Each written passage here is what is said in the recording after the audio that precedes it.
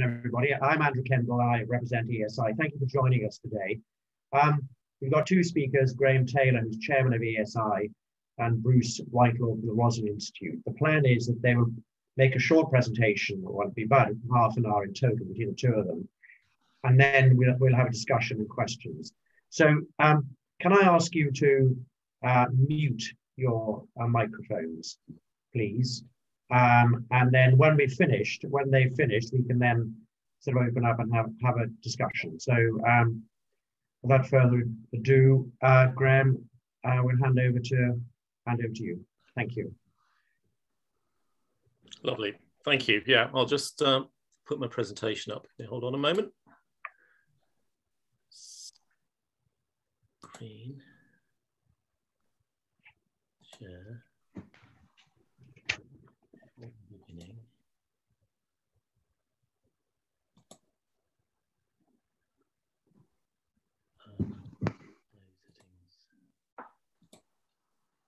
Can you see and can you hear? Brilliant, excellent, thank you. Well, yeah, thank you. Welcome to all who've signed in this afternoon. I've been introduced. I've been chairman of ESI for 3 or 4 years now. I'd like to thank you for putting the time aside to attend the webinar today. We had an earlier one with Con4 and CLA, and there was kind of 80 or 90 signed in, which was really helpful. And we're just starting to kind of make more noise about the prospects for gene editing and the options that present to us through doing so. I joined ESI in 2002. Really, I was a young forester at that point, and I was just, it was out of sheer frustration at what I felt was the lack of impetus on the really terrible impacts of grey squirrels are having on young woodland. I remember being in the room with some of the great foresters, you know, Miles Barn, Bede Howell, Peter Goodwin. And for myself, it was the irritation of my work being completely and utterly destroyed by the grey pest, despite following best practice with warfarin that was available at the time, despite working hard and trying to get trapping and shooting to get populations down. Despite all of that, despite spending lots of money on getting young trees up and away, along could come year 7, 10, whatever, and your work is destroyed. And that's driven me to support ESI, as well as engage in red squirrel conservation in properties where we have red squirrels as a company, where we are managing those woods. Let's move on. So my day job is running a business called Prior and Rickett Silviculture. We're slowly, well, fast actually, becoming a kind of a national entity. We've got multiple offices around the country. But I particularly spent most of my career in the Welsh borders, on the English side of the Welsh borders, working in the marches. Now, it is one of the best oak growing parts of the country. But sadly, as a result, we also have the greatest propensity for squirrel damage because there's a correlation between fast growth and damage to oak trees. And in fact, it's not just oak trees, there's a whole host of species, because many of the broadies grow so beautifully well in the Herefordshire, on those Herefordshire deep red soils. Damage, as we know, is widespread across many of our beloved tree species. This slide illustrates just the susceptibility of each of these species. And of course, many of our natives are on the left-hand side, at the highly susceptible end. And actually, if you take at it coldly, looking across the nation, we're slowly pushing to a forestry world where those trees are a diminishing part of the mature forest, and other species are becoming a more dominant part of the mature forest. So whether it's on the conifer front, Sitka spruce and Douglas fir, very, very happy, nothing's bothering it too much at the moment. And cherry, alder and lime are beginning to dominate in the broadleaf components. It's going to take a long time, but that's the process. And we've seen, during my working life, significant swathes of new planting during my career. I can think of a number of kind of regional impetuses. The Southwest Forest, back in the 90s, about 3,000 hectares of woodland was established. Publicly funded, an impetus to, yeah, we must get more woodland in the landscape. It was about 2,000 hectares of broadleaf and 1,000 hectares of conifer. And a report just recently, 18 months ago, 2 years ago, by the folk in the Southwest from the Forestry Commission, highlighted that, you know, there wasn't an oak tree of note. They'd all been damaged by the grey squirrel. The ash has been succumbed to cholera. There's a bit of alder, and the only species that are kind of doing well and are healthy, funnily enough, the Sitka spruce and Douglas fir that constitute the 1,000 hectares out of the 2. Similar concerns in the national forest. We've been planting a lot of money, a lot of resources going into the national forest. 20 years on, speaking to the National Forest Company and the people that are managing it, it's hard work. They're getting a lot of damage. They're trying to do control with current technologies, and it isn't really working very well. Reports in the 90s from Forest Research, who did some analysis in Wales. This was reporting, and they went and studied private sector restocks. What are they looking like? And they all came back, and over 90% of grant-aided restocking have been utterly trashed by the grey squirrel. And I spent more time locally in Southeast England, well, I say across Southeast as the business has grown. And I spent time looking at areas that blew down in 1987, were subsequently restocked with a lot of public support, a lot of energy. And the oak, beech, sycamore, sweet chestnut, all badly damaged, except where people are really enacting strong levels of control. So this isn't a minor problem, it's a major problem, and it's a stuck record because it keeps carrying on. So I just thought sometimes it's easy to just go into wood and think, well, that's just like, this is what a normal woodland looks like. So I've got some slides now that just illustrate the impact of bad or medium grey squirrel damage due to trees. And it is normal to see it in the UK. You can see it everywhere in UK woodlands. So, and it's public woodlands, private woodlands, woodlands owned by NGOs, woodlands owned by small woodland owners. You see it everywhere. So this particular slide, taken of a stand in the Chilterns. It was private forest in the Chilterns in the blew down in the 1990 storm, replanted with oak and other broadleaves, predominantly oak. And they're literally flat topped. They're not growing up. The whole stand is flat topped, all caused by grey squirrel damage. Stand image on the left there is a forestry mission site in the Wyre Forest. It's a leasehold site. Pause restoration was the agenda, has been the agenda, continues to be the agenda. Spruce were felled in that stand in the late 1990s, oak planted at random spacing, and then nature allowed to take its course. No squirrel control. That's what you get, and it's acres. It's not just the odd tree. This is acres of stand in that condition. Stand on the right is a stand that's in an estate in the East Midlands where we just started getting involved as a company. All the last 20, 30 years of restocks are looking like that. Apical dominance, broad branches all over the place, and not really going upwards at all. Next slide. It just shows more of the same, really. This is 500 hectares of private estate in Berkshire. Same story, girdling, poor form. That will never, those trees there, that stand there will never recoup the value that was first put in by the landowner and actually indirectly by the state, which I'll come to in a little while. And success is rare. Part or complete failure is the norm. And the failure to get past that damage phase has a long-term impact on the economics, but also the structure and the biodiversity interest within the forest. So I just thought I'd show you some good examples. It's kind of, this should be normal, but it isn't. So on the left there's a beech tree growing healthily because zero tolerance to squirrels on the estate, spend lots of money, tens of thousands of pounds, but to keep killing squirrels, keep killing neighbour squirrels because they backfill. And there's the result. Image on the right is sweet chestnut. It's not quite so clear, that image. Apologise for that. It's in Wales, 15-year-old sweet chestnut in Wales. That's image of 25-year-old oak in Herefordshire. It's not, again, a fuzzy image, I'm afraid, but 15 to 20-year-old oak, beech and sycamore in the Cotswolds, all being controlled with current technologies.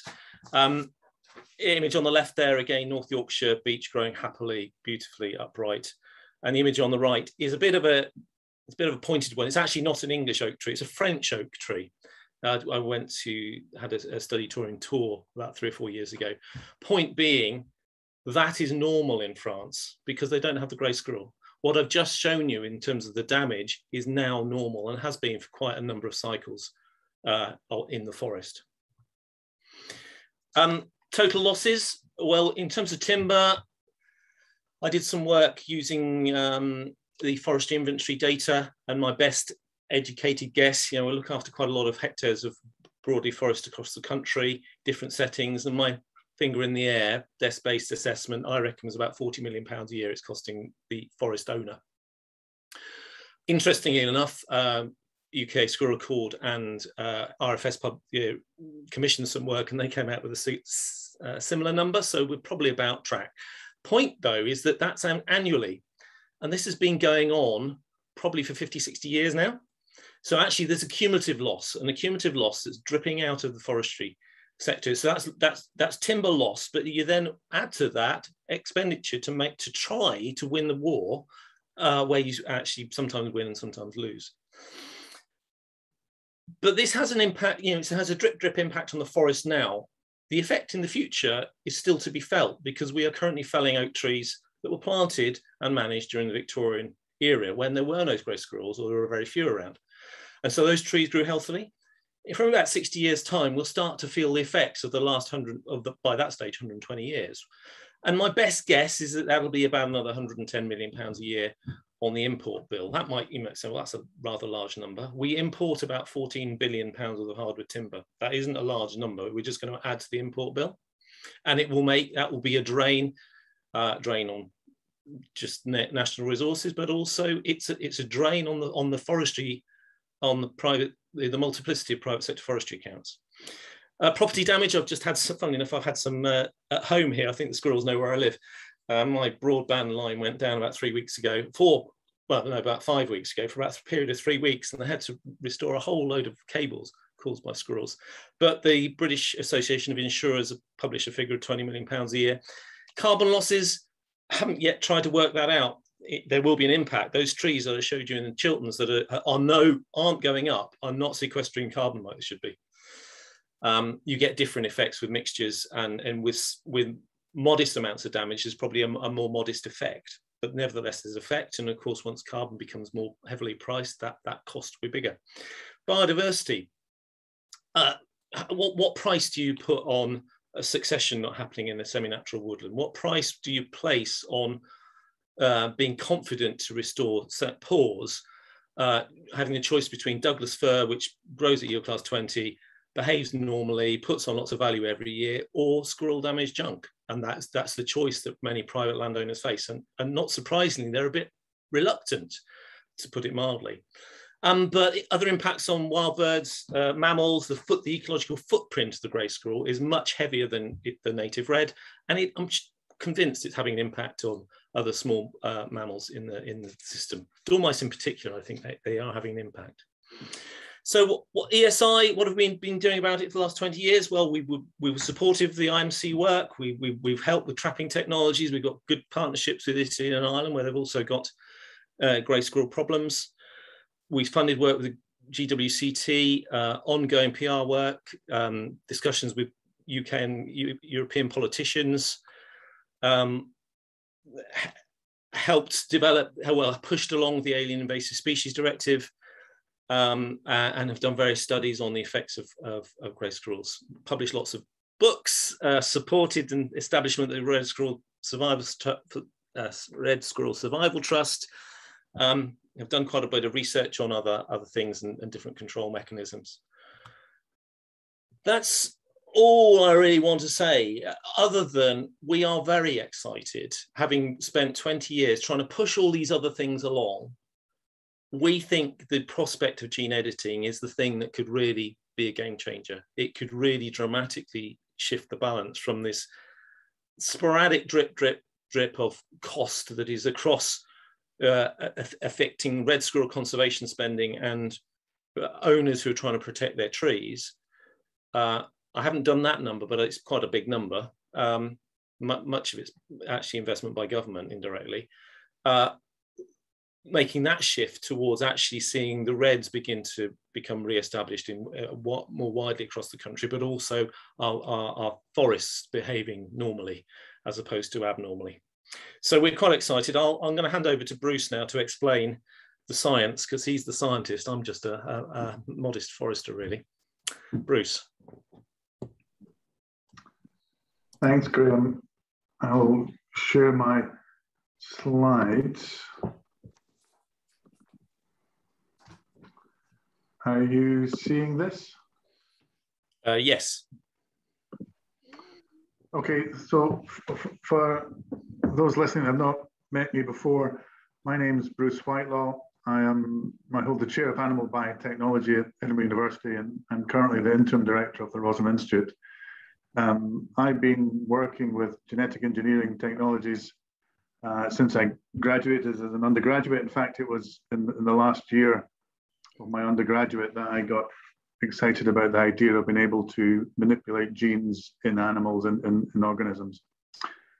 Through that time, tools have come and gone with the trendiness of them, and we'll all be well aware that the current exciting technology on the block is CRISPR technology or gene editors, and we are using that. To put in context, we picture of beautiful Edinburgh with blue sky. That wasn't taken today, I should add. Roslin Institute is based just outside of Edinburgh on the Easterbush campus. In effect, it's the animal campus of the university. We are right next to the vet school, the Royal Dick School of Veterinary Studies. And I'm currently sitting in our innovation center right next to it. What is Roslin famous for? Well, a certain sheep, which we produced 25 years ago. We're just going through throes of celebrating what would be Dolly's 25th anniversary. What have we done since? Well, we've kept on going. In fact, one of the drivers for making Dolly in the first place was to help in increasing the efficiency and accuracy of genetic engineering. And as I indicated, there are now really very powerful tools with huge potential called CRISPR. Apologies for that typo there. CRISPR-Cas9 being one of them. There's a range of genome editors. There's base editors, talons, zinc fingers, and so forth. And we work with all of these in various projects, trying to see how they can improve the welfare and health of animals. And our lead project, which I'm sure many of you will be aware of, revolves around pigs. It's a project we're doing with genus PIC, and it addresses a viral infection of pigs called PRRS, porcine reproductive respiratory syndrome virus. We have identified, we've used candidate gene known to modulate the ability of that virus to get into cells in culture in vitro, and we've edited in animals. We removed a single exon using 2 guides in the CRISPR technology, removed domain 5, and these pigs are resistant to infection. And genus PIC are currently working with the FDA and USDA in the States to bring them through the regulatory process. This is my day job. I lead projects around engineering animals. We're currently working on, in my own group, cattle, sheep, pigs, and we're looking to goats across the institute. We also bring in poultry, chickens, and we're doing the same in some of our aqua species that we're interested in, particularly the salmonids, but we're looking to do the same in tilapia. This is the research team I brought together for the project Digby. I'll explain what that is in a minute. It's a range of academics, plus our business development exec from Shan, from Edinburgh Innovations. And across this team, we've got expertise in the genetics, the molecular biology required, engineering of animals, large and small, but also modeling, and I'll come to that in a few minutes. We proposed a few years ago in a prospective article that we could use CRISPR-based gene drives for pest control, identifying squirrel as one of the potential candidates. At that point, it was theoretical that gene drive would work within mammals.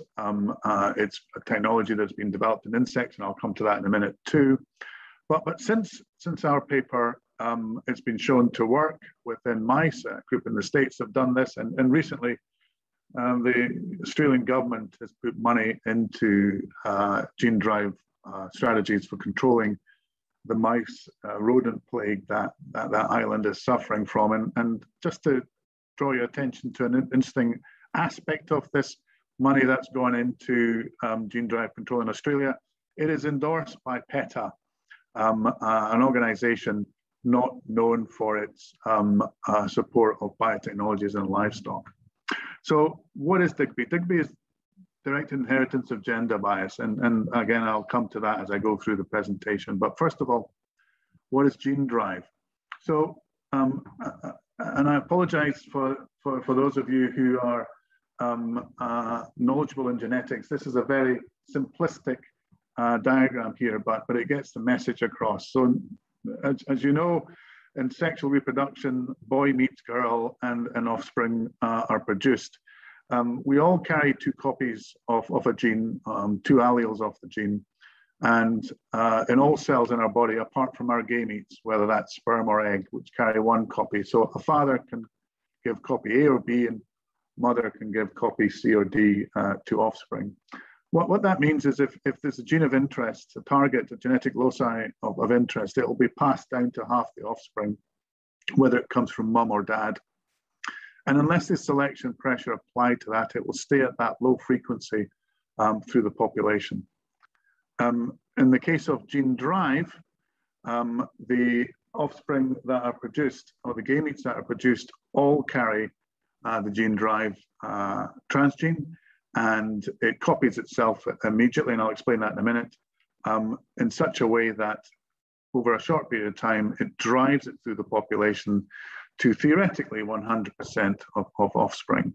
So the top part of this slide sort of illustrates how the gene drive works. We insert the transgene into one of the alleles experimentally in an embryo in a lab environment. And that transgene encodes for the CRISPR-Cas9 tools that are then activated.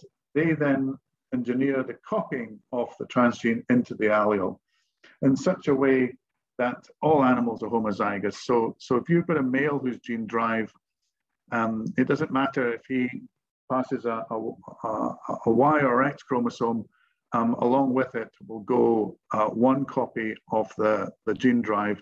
Once the sperm fuses with the egg, that gene drive is then copied into the other allele, and so on and so forth through the population, driving that presence of the gene drive over generations. Grey squirrels, well, I can't remember exactly when it was, but I do remember where it was. It was about 50 feet from where I'm sitting just now. I met up with Andrew and colleagues from ESI, and we started discussing a genetic approach to controlling grey squirrel numbers. And the idea here is that we would drive fertility through those animals. Now, gene drive could be used to drive any trait through a target population. If you go back to the PRRS pigs, if it was deemed financially attractive or commercially or industry attractive, we could structure gene drive that would drive, potentially structure gene drive that would drive PRRS resistance through the population. You could drive any trait. We are looking at disease resistance in the context of the grey squirrel as a population control. We could drive female or male infertility. It's quicker to go with female infertility because the boys are more promiscuous than females, but you could do either way around. We've come a little bit with the initial support from ESI, funding support from ESI, allowing us to do some modeling and create some of the initial sort of test constructs, reagents for that. I'll come on to that in a minute. At this point, what's really attractive to me is that gene drive offers, in comparison to the current control mechanisms within the greys or indeed any pest species, a humane, no kill, no trapping, no poisoning solution to control their numbers. So conceptually, to illustrate how we would achieve infertility, I've got two examples here. One is called, quite excitingly, the X shredder. And in this case, the gene drive's task is to destroy the X chromosome. So therefore, any gametes produced do not have an X chromosome. It has challenges attached to it in that you need to have a very precise activity of the gene drive. The homing strategy is conceptually simpler. You identify a gene involved in fertility, in this case female fertility, and you target the gene drive to that gene, it copies itself into the other allele and thereby inactivates that gene, leading to infertility.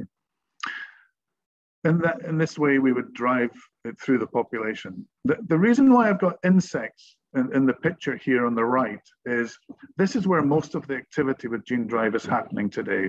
There's a lot of interest around using gene drive to control mosquito populations. We are already seeing genetically engineered mosquitoes being released in other parts of the world as a sort of forerunner to this, but the gene drive would take that to a more effective approach. And I strongly, there's a very big difference between insects and mammals. Insects reproduce much, much quicker. The progress that colleagues will make within the insects community around design of gene drives and implementation and the hurdles to cross, I think we can learn for anything we want to deploy in pest control here in the UK. What do we do with the support from ESI? As I mentioned, we made some initial constructs and we validated those in some squirrel cells that we generated. And so they work, they'll target sequences and so forth, and that's a great start. But we also modeled the impact that we could see with deploying gene drive. This is a very simple model study with just very few parameters looked at. We looked at two population size, 3,000 and 30,000. We looked at randomly mated and specific deployment of the gene drive, releasing 100 gene drive squirrels with an estimated 12-month breeding cycle. And as you can see, depending on the size of the initial population, 100 gene drive animals would lead to a reduction in that target population over a 2-decade period. Halfway through the first decade, you would see a significant reduction in the number of animals with approaching eradication after the second decade. We obviously need to do an awful lot more modeling to fully understand how best to deploy such animals, but this is an indicator of the sort of timescales that we might expect. It's a platform technology. I mentioned that we could use this in insects. Well, we could use it on a whole variety of pest species. We've had discussions around rodents, not with groups here in the UK, but with groups outside of the UK. We've had discussions around crustacea like the signal crayfish, but really any animal that sexually reproduces and doesn't have too long a reproductive cycle. If you were going to target an animal that took 20 years to breed, then gene drive would be a very long process indeed. Right, just to summarize before I pass you back to Graham, the proposal here is to use the new genetic engineering tools, genome editors, transgenic technology to create a gene drive which would drive infertility through the target population, in this case, grey squirrels. There are ways to build in stops, which have been shown to work within insects, and the daisy chain is one example, and I can talk you through that if you want. But really, there needs a lot more work to be done in that area, and as I said, I'm anticipating that emerging soon from the insect community. We already have trials going on and significant progress in immunocontraception strategies for controlling greys. This is really just the genetic equivalent of it, and it's not it's not an or type proposal we've got here. Gene drive can work quite well with immunocontraception, and I'm very keen to sort of model that type of, as with other controls mechanisms, I'm quite keen to model the sort of dual impact that these things might have, with immunocontraception coming in early and gene drive being used to sort of lock the effect into the target population. As I said, it can be applicable to a range of pest species, and anything that we learn from developing with grey squirrels will have direct application into other species. I emphasize again, it's humane, no animals are killed. I'll also emphasize it's specific for the grey squirrel. There's no collateral animals affected by it, and this is absolute. The gene drive functions by recognizing a specific sequence. We have more than sufficient genomic sequence data to design it such that it will only function in a grey. In fact, we could go beyond that to what people are calling private sequences. If there were subpopulations of greys that had a specific sequence, it's conceivable we could design a gene drive just for that subpopulation. As an example of that, there are regions of the UK that have greys which are cut off from other grey populations, Aberdeen being an example of a sort of an island of grey animals. How long? Well, I'm estimating it's a 5-year development program. There's some biology in there that we need to overcome and address, and that makes it not absolute tight that it'd be 5 years, but that's what I'm anticipating, and I think we might be able to do it quicker than that. And then I think you'd have a 3-year trial, contained use, limited trial phase before it could actually be deployed. And then if you did deploy it, you'd then start to see an impact in the second decade. And at that, I'm going to stop sharing and pass you back to Graham.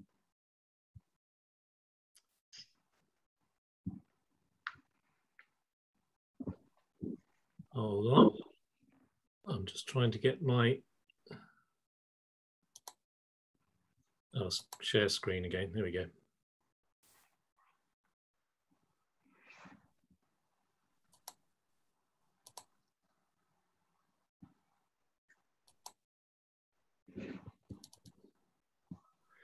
Okay, can you see that again? It's not working for some reason. Is it my screen, Graham? It is. Oh, right. Okay. I'm just trying to get it. Hold on a minute. Let's go back. Can you? Oh, okay. Screen sharing has stopped. Go back to screen sharing. Share screen. There we go. Right. Be with you in a moment. Share screen. Key thing is to press the slideshow thing on your active screen and not on the thing that you're sharing. Yes, yes. There we go. I'm back to where I was. And I need to change my display settings, swap presenter view. Apologies. I'll just scroll through some of that. It was just a last point, really. I was sitting thinking last night about my career. What's happened in specifically English forestry, because it is what's mainly happened because of government grant support and the push for broadleaves, is that mainly we've been planting broadleaves in England over the last 30 years. And I turned to the stats that published very usefully by the Forestry Commission every year. And during the last 30 years, Forestry Commission England have failed and restocked. Well, they've restocked with nearly 12,000 hectares of broadleaves, which is about 400 hectares a year. Much more significant amount of felling in private sector. I mean, there's more significant private sector land holdings in England. And typically that's been 1,200 hectares a year of private sector restocking. One thing that I was encouraged by in one sense is that I think in my career last year, we pushed through 100,000 hectares over that career, 30 years, which is quite an achievement in some ways. It's the last few years, I know we've been failing woefully short of government ambition under the Environment Plan, but nevertheless, we've planted over 100,000 hectares of new broadleaf woodland in England in the last 30 years. I then sat and thought, well, how much does this cost? And I used, these are average figures because it's very difficult to tell, because at any one time there's a whole series of supplements, whole series of hectarage payments that vary depending on the extent that you're planting. Farm woodland scheme rates varied by land type, etc. But I just used average figures at the time, which I thought was a fair assumption. This doesn't include the supplements, and this doesn't include the administrative costs of administering. These are the direct payments that DEFRA and the Forestry Commission have made to private landowners. The costs for FE restocking, I've assumed the grant level, because it would have cost the Forestry Commission something, but I've assumed the grant level. And that came up with I came up with a quite interesting figure there. It's £252 million for the planting grant, and about 430 odd million pounds for the attached farm woodland scheme and farm woodland premium scheme payments. That's very close to the 650 million pound Nature for Climate Fund that we're just about to unleash, planting more woodland. That's going to cost more. I think the average grant rate will be now closer to about £10,000 a hectare. So if the target is 7,200 hectares a year, that's £72 million, rising to 10,000 hectares a year, which is the ambition. We'll be talking about £100 million a year, public money going into planting trees. I know, looking at my career, just looking at the woods that I've been involved with over my career, that despite all the best technologies in the world and all the best efforts, we've probably only succeeded properly on about 10% of it, i.e. the trees have grown healthily without any squirrel damage. At the other end of the extreme, we've got complete and utter failure. I mean, write-off. Some of the images that I showed you earlier, that's often not down to us, but often down to owners who haven't done anything, and then you get involved in the estate. Just occasionally it is. Sometimes it's just for the best will in the world, you've got dramatic failure. Sometimes populations can run away with you and you get overwhelmed and you haven't got enough control measures in place. And then the rest, the 70, 80% in the middle, there's a range. On balance, I'd say that's probably 50% we might have got some kind of economic woodland, but there's probably 50% that is utter failure. And I know that there's this dripping tap on the forestry account. I know that there's lost timber money income that is being foregone every year because of past squirrel damage. I think we really need to, because we're just about to splurge on government spending, I think it's really important to take a step back and say, what are these woodlands going to be like in 10 years' time, 20 years' time, if we don't actually sensibly invest in something that could be a game changer and actually could make a decision? I mean, up to this point in time, there's been a challenge over the technology. Trapping is partly effective, shooting is partly effective, IMC might work, warfarin used to work, kind of. This has the potential to do two things, the gene editing work. Not only does it have the potential to keep a complete lid on my squirrels, wherever I happen to be, the great thing about it, it has the potential to control squirrels beyond me because of the nature of gene spread and gene drives through the population. So then I don't have to keep controlling my squirrels, and it just then starts pushing out. So I think it's a very exciting prospect. We desperately want the support of government to see it through, to say yes, no, we support, but we recognise there's got to be safeguards, there's got to be questions. That's part of what this meeting's about. And at that point, I'll open up the floor.